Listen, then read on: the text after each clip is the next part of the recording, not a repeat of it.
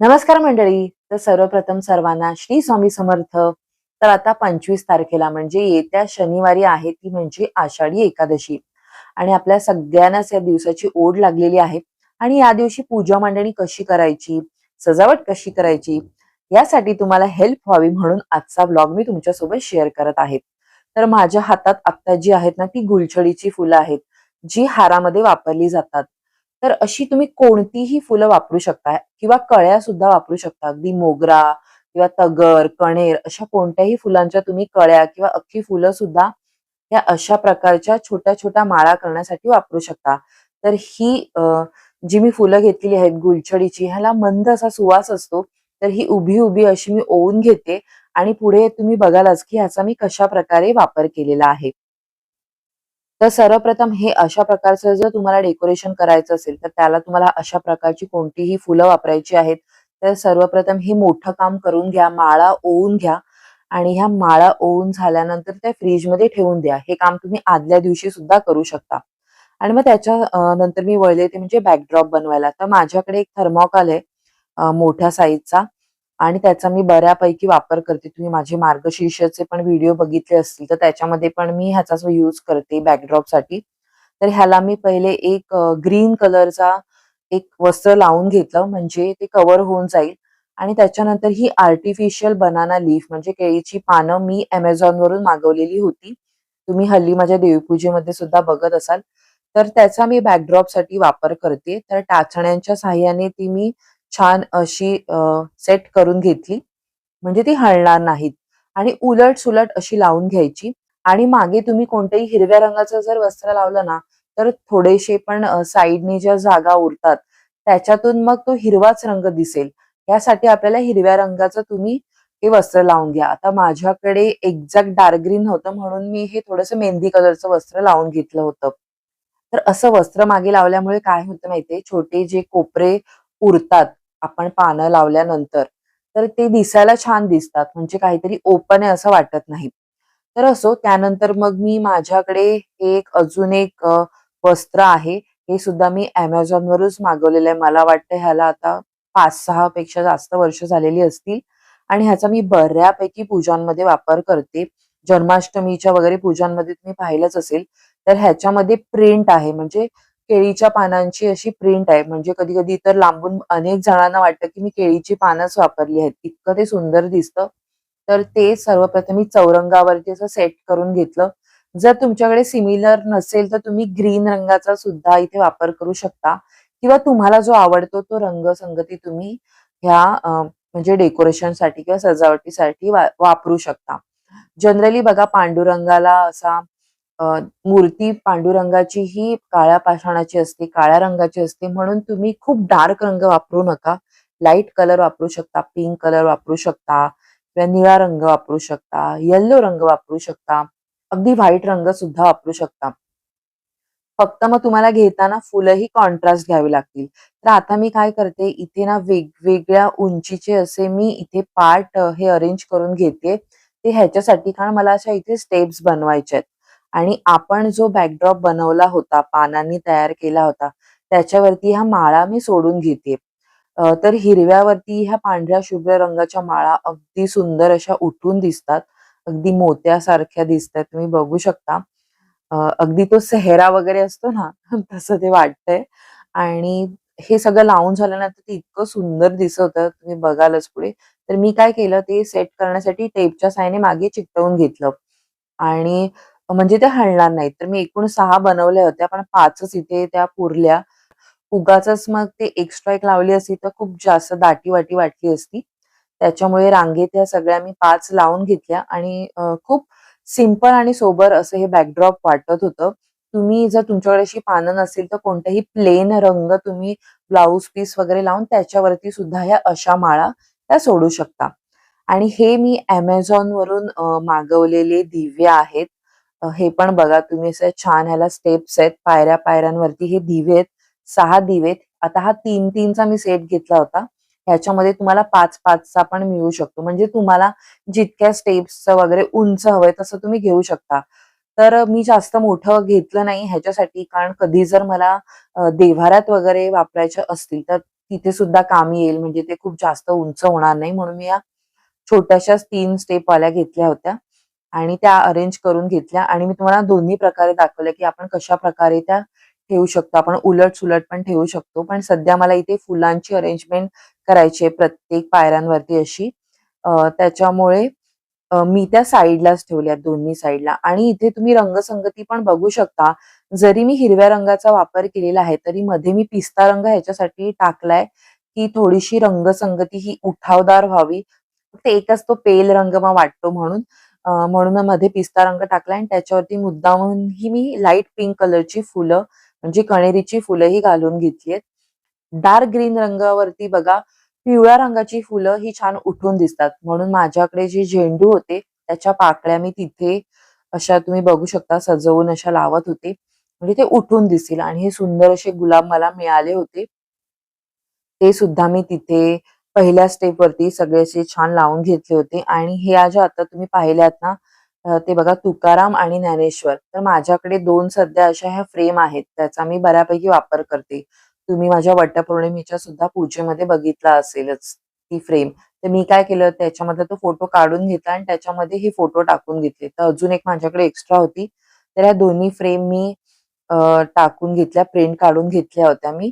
ज्ञानेश्वर महाराजांची आणि तुकाराम महाराजांच्या फोटोची आणि त्या फोटोच्या फ्रेममध्ये टाकून घेतल्या आणि मग त्या खाली मी अरेंज केल्या. तिथे सुद्धा फुलांची छान अशी रचना करून घेतली.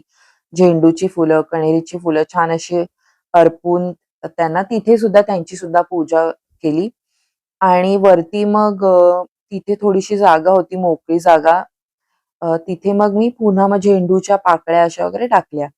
तर जितकी माझ्याकडे वेगवेगळ्या रंगाची मी फुलं घेण्याचा आज प्रयत्न केला होता आणि तुम्हाला खरं सांगू का, जेव्हा सण असतो ना, त्या दिवशी जर तुम्ही फुलं घ्यायला गेलात तर खूप महाग पडतात.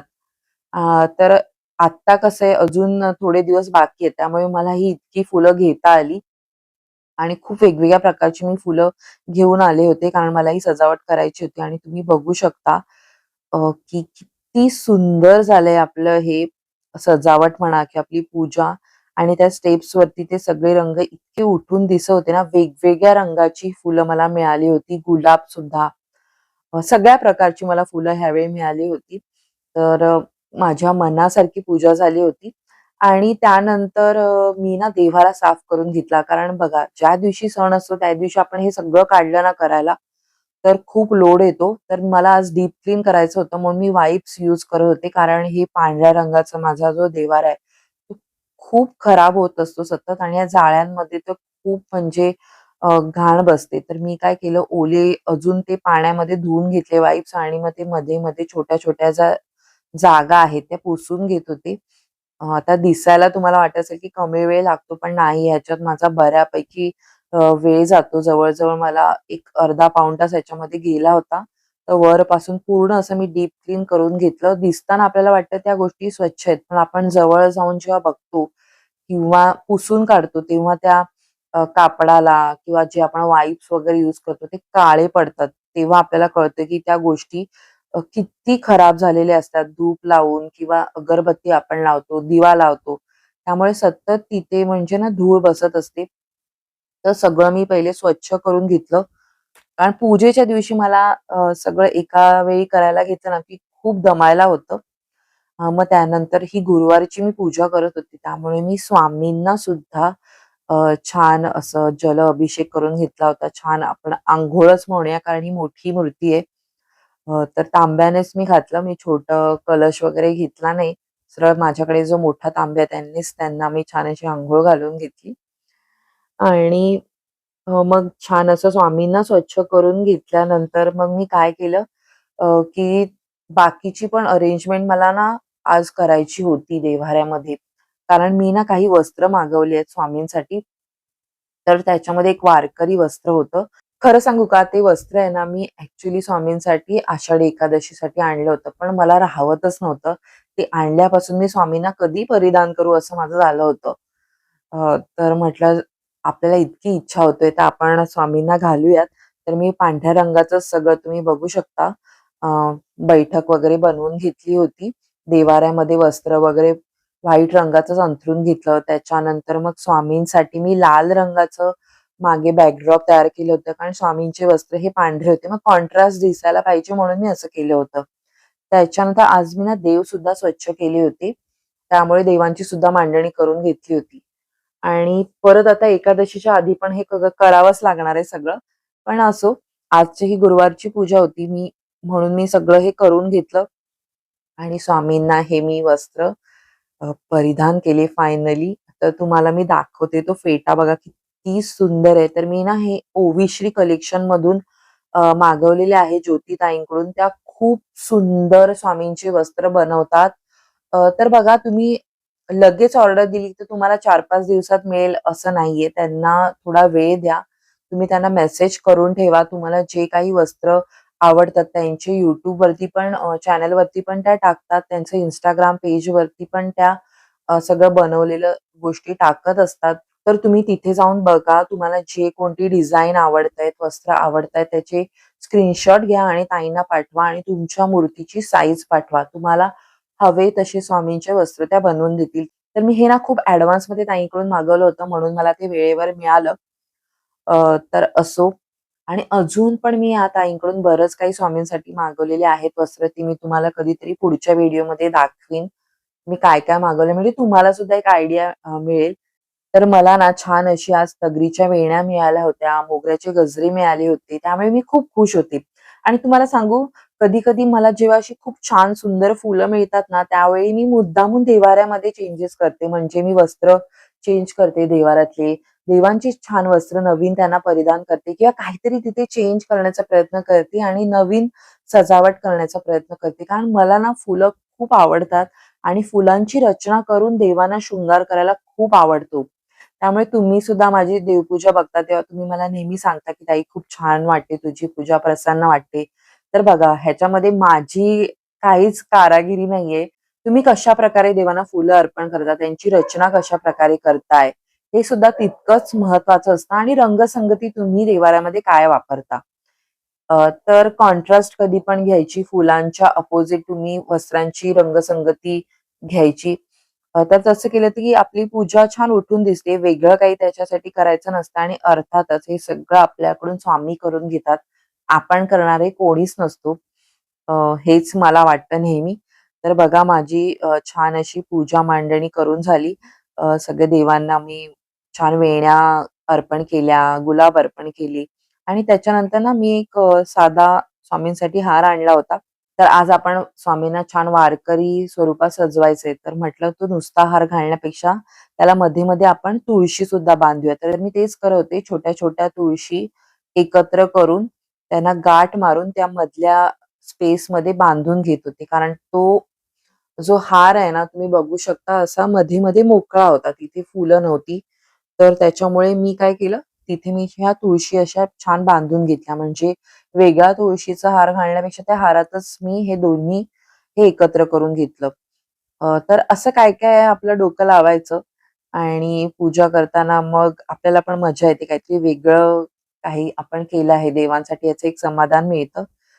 तर मी ते छान अशा बांधून घेत होते आणि फायनली मला हवा तसा हार झाला तो. मग मी तो स्वामींना अर्पण केला.